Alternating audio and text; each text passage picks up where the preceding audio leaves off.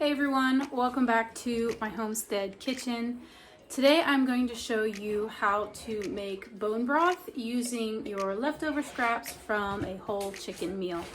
So last night I made a whole chicken in my Instapot and I just seasoned it like a rotisserie chicken.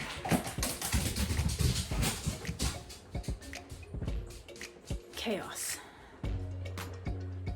And I always save the bones from my chicken and my rabbits and my turkey, and I always make bone broth with them the next day. So all you need is the bones of a chicken, a turkey, a rabbit, to make bone broth essentially. It's super easy, and it kind of just does it itself, which is really nice. So what I'm going to do is I'm going to add the bones from the chicken that we made last night into my crock pot. I'm going to add some onions, carrots, and some dehydrated celery that I dehydrated last year. And then I'm going to cover it with water and basically let it simmer all day long and possibly all night long until it's done. Okay, so I have my chicken bones here. It's okay if there's some meat left on them. I'm just going to dump those in my crock pot. And then I'm going to add about a handful of dehydrated celery.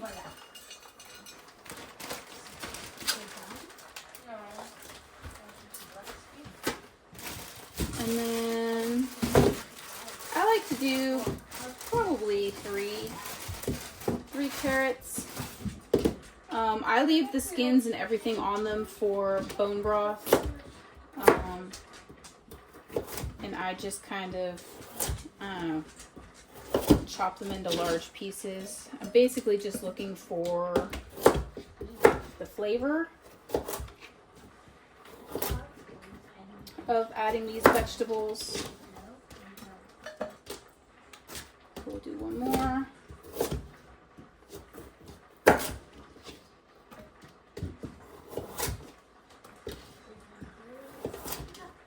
Alright, and then I'm going to use some of the smaller onions that I harvested just because they're harder to dice up, so I'm just going to cut them in half and throw the whole thing in there, skin and all. Actually, that one I can probably quarter. There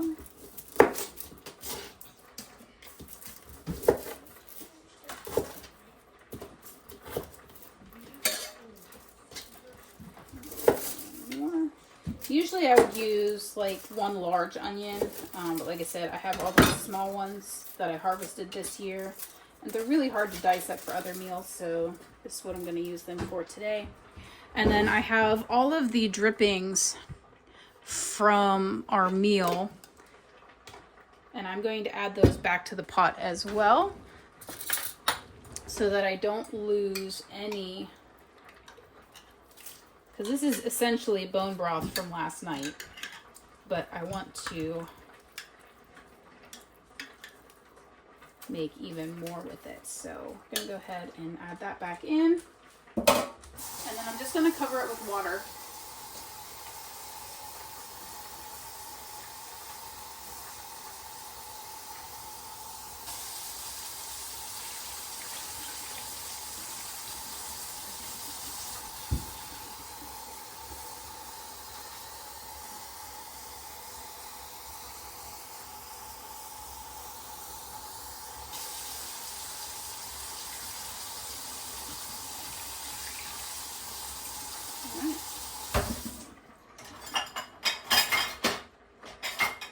Make sure everything's kind of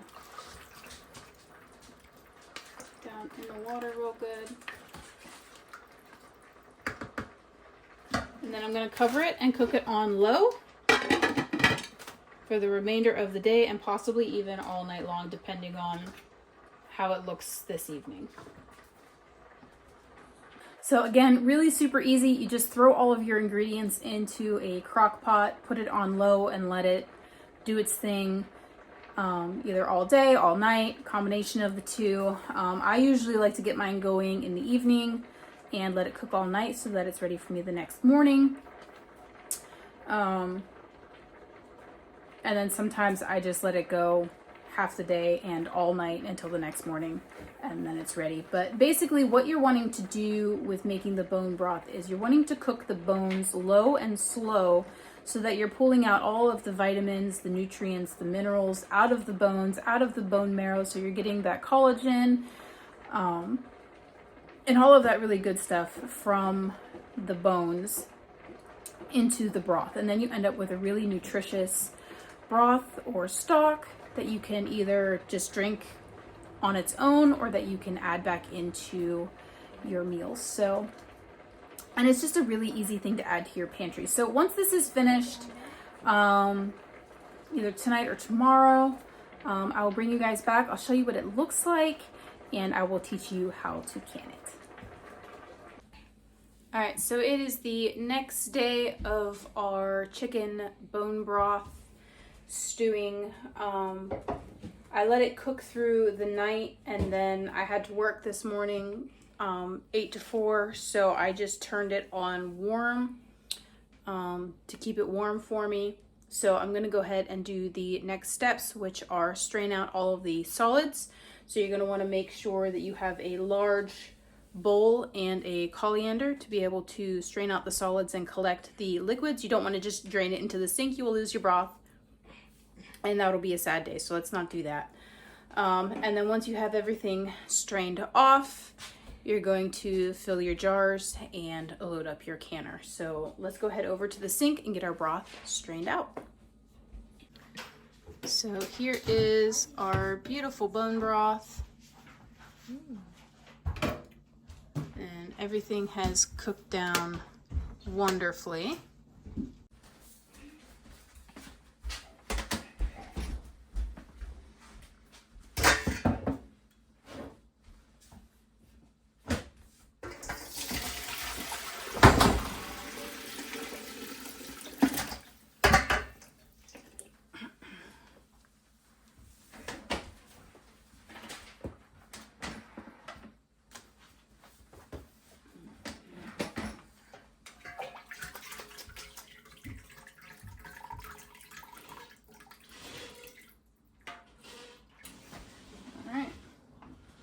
So she is all strained out. I'm going to take it over to the stove and start filling up my jars.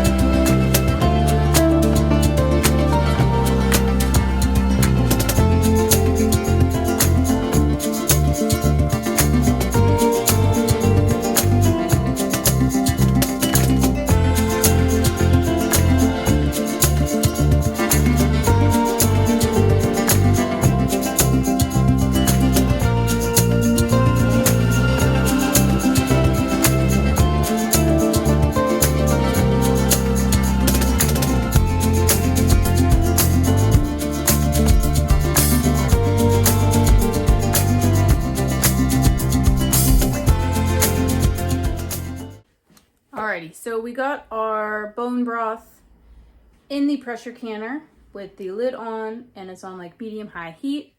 We're gonna let that get up to temperature. We're gonna let the little steam valve steam for about 10 minutes. So once it gets to that point where steam is coming out of the valve, here, I'll show you. Once this is steaming consistently, you'll see it just streaming out of there. We're gonna set a timer for 10 minutes, let that steam. And then when it's done steaming for 10 minutes, we're gonna put our weight on, and then we're gonna let the pressure gauge get up to 11 psi or 11 pounds of pressure. And once it gets to 11 pounds of pressure, I'm going to can it according to the chicken broth recipe in the Complete Guide to Pressure Canning book by Diane Deverox, I believe is how you pronounce her name. It is on page 104. And this says to process quart jars for 25 minutes and pint jars for 20 minutes. I am using half pints, so I'm going to process it for the same amount of time as the pints, so 20 minutes. And then I'm just going to turn the heat off and let it come down to 0 and just let it chill in the canner for the night because it is 9 o'clock at night here. And yeah, I ain't sitting around waiting for it to come down to 0. So that's where we're at. So I am, like I said, waiting for my steam to go, and then we'll go from there. All right, so we've got steam constantly coming out of our vent. We're going to set a timer for 10 minutes. And then when 10 minutes is up, we're gonna put our weight on there. All right, so we've got our weight on, and now we wait for this to get up to 11 psi, and then we set the timer for 20 minutes. All right, so we're at 11 pounds of pressure. I'm gonna set our timer for 20 minutes. And we just wanna make sure that it stays at that 11 pounds of pressure. It can go a little bit over, but you don't want it to drop below 11 pounds. If it drops below your recommended pressure at any point during the pressure canning process, you're going to want to start your timer over again once it gets to the pressure it's supposed to be at. It's very important that your pressure canner stays at the recommended pressure for the entire recommended amount of time. That way the heat permeates the entire jar and it makes it a shelf-stable, safe food for you and your family to eat later.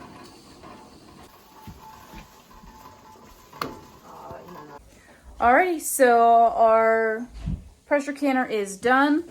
I'm just going to let it sit on the stove overnight, let it depressurize on its own, let them cool in the pot, and I'm going to bed, and I will pull these out in the morning.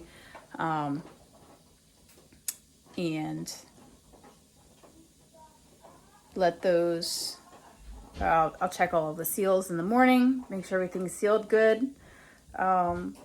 Label it as chicken bone broth or chicken broth or whatever I decide to label it as, and then put it away in the pantry for later. So if you guys have any questions about making or canning chicken bone broth, go ahead and leave them in the comments below. I love hearing from you guys.